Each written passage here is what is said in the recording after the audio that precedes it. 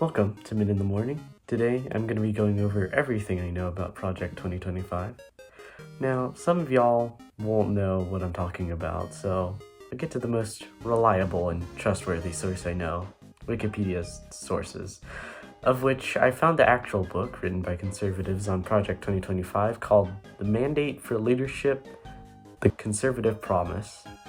Although both sources, Wikipedia and that book, describing their policies are both biased either to the right or to the left, I particularly am biased to the left. I certainly am not going to be the end-all be-all source for all this stuff, so I'm just trying to write on what's outrageous and thereby entertaining on this, so I'll be giving my own opinions and my own reasoning, but I think it would be really beneficial if y'all looked into it yourself and formed y'all's own opinions. I think before that I talk about the actual project, I should talk about the people heading this project. This program is led by the Heritage Foundation, an interest group conservative activist think tank based in Washington, D.C. That is a lot of words, and I messed up on that a lot of times, but basically what this means is that they do research and they use that research to try and affect policy in the U.S., particularly in a conservative direction. And from what I will be talking about, it has pretty questionable research. Of course, this makes sense because this whole project kind of hinges on Donald Trump being elected as president. The Heritage Foundation on their website named project2025.org states that there's basically three big guys leading this, of which one of them, Director Paul Dans, used to work with Trump and said that the notion of so-called independence of the Department of Justice needs to be co-signed to the ash heap of history. And all of that basically means that the Department of Justice, which controls law enforcement, criminal cases, and civil cases which concern the U.S., all of which should be put under control of the president. Not exactly subtly beating the authoritarian supporter allegations there, Mr. Dance, so. Of which I should mention is a really basic name, like the cool main antagonists of America, like Trump and Biden got really cool names, while the little old side villains like Paul Dans, or like that of the associate director of the Project 2025, Spencer. The writers of history really need to improve their characterization for these little people. Makes history a little bit more interesting, right? Well, enough stalling. So from what I can see, Project 2025 basically has four main aims outlined by the authors of the book. And I quote, "To restore the family as the centerpiece of the American life and to protect our children, dismantle the administrative state and return self-governments to the American people, defend our nation's sovereignty, borders, and bounty against global threats, and secure our God-given individual rights to live freely, what our Constitution calls the blessings of liberty." All of these sounds pretty cool at face value, except for a few things which look iffy, but looking closer, things are a lot worse. I'll start off with the first statement: restore family as the centerpiece of American life and protect our children. From actually reading into the actual book and the section that details all of this, what they actually mean is banning pornography, which really isn't going to go well with Redditors and 4chaners, and eliminating LGBTQ peoples from discrimination protections as well. And I quote, "deleting the terms sexual orientation, gender identity, diversity, equity, and inclusion, gender equality, gender equity, gender awareness, gender sensitive, abortion, reproductive health, reproductive rights, and other terms." This project calls pornography a propagation of the transgender ideology, and that the transgender people are not protected under the First Amendment. They justify this statement with prejudice, saying that they are child predators and misogynistic exploiters of women. They compare this so-called ideology with illicit drugs, and they say that the educators who openly support LGBTQ people should be classified as sex offenders.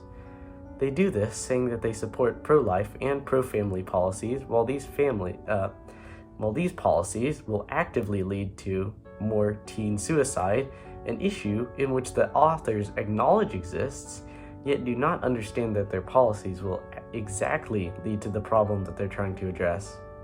They also do not address problems like mental illness except in instances where they occur from digital dependencies and fatherlessness, which actually occur but trivializes it to only a narrow view that ignores all other instances where mental health can occur. Now, you may have noticed that in this long sentence I said fatherless, and in fact they stated that fatherlessness was a big source of poverty, crime, and the previously mentioned teen suicide and mental illness, substance abuse, rejection of church, and high school dropouts. I'll give them the benefit of the doubt and respect their sources on this, but the stuff they say next in order to solve this issue of fatherlessness is insane.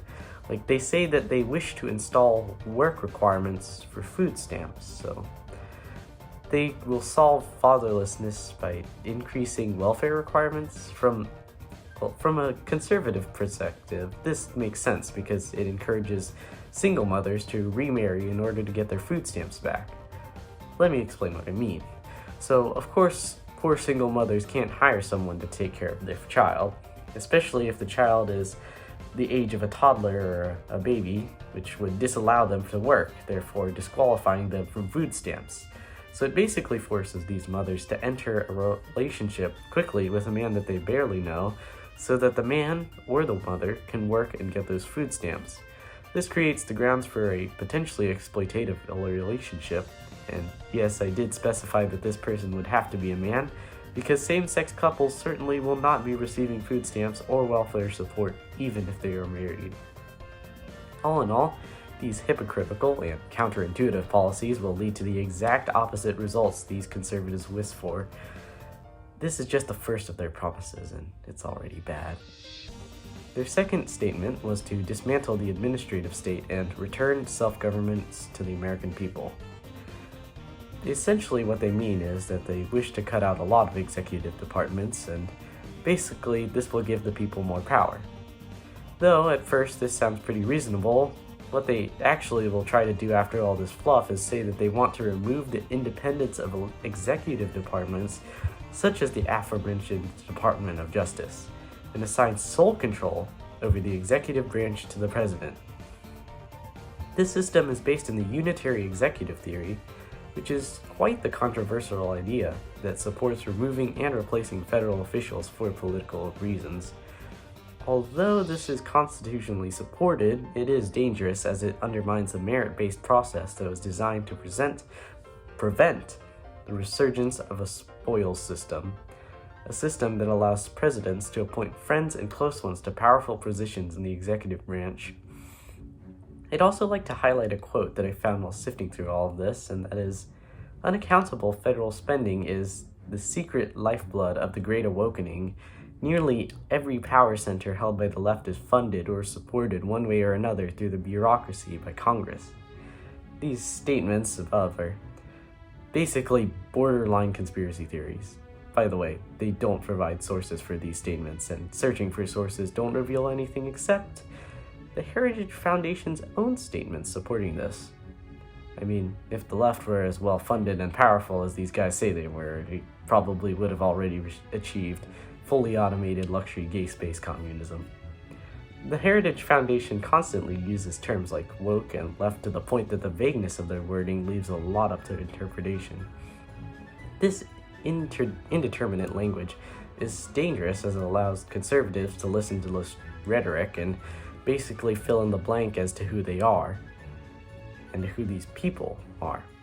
Oh, well, the woke mob are being talked about again. It's the filthy gays who are the head of this, or it's the Jews, or it's blacks. It basically riles up, especially extremists, who will go out to support the Republican Party. To be honest, I believe that this is enough to discredit the Heritage Foundation and Project 2025, but I'm going to continue and cover all these four to either dig up more dirt or maybe find some sort of redeeming quality to all of this. Now, the third promise was to defend our nation's sovereignty, borders, and bounty against global threats. I think that this is pretty clear as this section is going to be about foreign policy. They begin by saying that the left believes in a so-called Wilsonian order, which refers to the former president during World War I, Woodrow Wilson, which to the authors means that the left believes more so in elites and experts more than the lower or middle class Americans that make up a majority of the country. They say this pandering to a great amount of people, but the actual Republican Party does more for the elites than even the left. Well, I shouldn't say elites, I should say the elite. If Trump manages to take office, as I mentioned before, he's going to receive power over the entirety of the executive branch, assuming that the Project 2025 makes it through Congress and doesn't get shot down in the Supreme Court. But I think that's a talk for later. Even more so, the Republican Party has pretty much been known for supporting policies that really do help rich elites, which they're kind of attacking in this case. After this, they talk about big tech and how working with China has been disastrous for America. Particularly, they speak about how addictive content on social media, such as TikTok, owned by China, has not only resulted in negative outcomes for American teens, but also leaks data from them to the CCP, aka Chinese Communist Party. Surprisingly, a lot of this, which they say, I do agree with, but they do sprinkle in closing the border and anti-internationalism rhetoric, which isn't so great, but it's to be expected from a conservative stance. Now, throughout this section, they've been sprinkling in distrust for experts and international treaties. They do this to close the whole section off with climate change ignoring pro-fossil fuel promises. They say that Trump should dramatically reduce climate change regulations to extract more oil and natural gas to better compete with countries like Russia and China. This is dangerous, as the logic of distrust with international treaties and helpful initiatives like the Paris Agreement will be left in favor of profit from oil. In a future video, I'll probably discuss the dangers of progressively ignoring climate change or even just continuing down the status quo. Now, their last statement. To do what they call secure our God-given individual rights to live freely, what our Constitution calls the blessings of liberty. Immediately, the authors of this book make themselves clear that they are implicitly against the separation of church and state. They do this conflating the pursuit of happiness with the pursuit of blessedness, which are not wrong ideas to have, just extremely dangerous when you're talking about politics. Russell Vought, a contributor to Project 2025, has stated that although he still wants, and I quote, to make a commitment to the institutional separation of church and state, he says that he recognizes America as a Christian nation and not to separate Christianity from its influence from government and society. This generalization of America as a Christian nation disregards the many other ideas of religion within the nation, as well as their people's ideas. I'd also like to reiterate that he quite literally wants to influence the government with Christianity, which doesn't sound a whole lot like the separation of church and state that he claims to want. Enforceable laws need sound reasoning, moral or logical, and to make decisions based off of religion in any substantive quantity is an affront to the ideal of separation of church and state. And in case you're not fully convinced, Vought also has close ties with another Christian nationalist named William Wolfe, who wishes to, in an online manifesto, have, and I quote, Christ-ordained civil magistrates to govern the American people. By the way, Wolfe also previously worked in the Trump administration. Additionally, with more ridiculous points, they compare progressivism and what they call wokeism with Marxism, socialism, and fascism. They even call Bernie Sanders, who most certainly supports capitalism and social democracy, a socialist. They state that they wish to remove problems where there never were problems, such as pro-Marxism being taught in public schools, where certainly that doesn't happen, and in fact in history class we get a lot of anti-Soviet talking points. And there's also to mention the left wishing to abolish the family and replace it with the state, which sounds absolutely ridiculous, as well as so-called woke propaganda permeating the government. There's a lot of fear-mongering that targets especially right-wing American families that start out best with morally dubious statements and then move out to far-right misinformation and lies. Even though the authors make good points, such as billionaire climate activists flying into climate conferences on their way in very polluting private jets. They use such points to clear counterproductive aims such as slashing climate change regulations. At this point, the Heritage Foundation's Project 2025 is looking like cartoon levels of villainy. I would also like to mention that most of the information I found was within the first 10 to 20 pages of this book, and to cover all 900 pages would take many, many hours. I'd also like to close this thing out with some quotes with some people who are much, much more qualified than I am.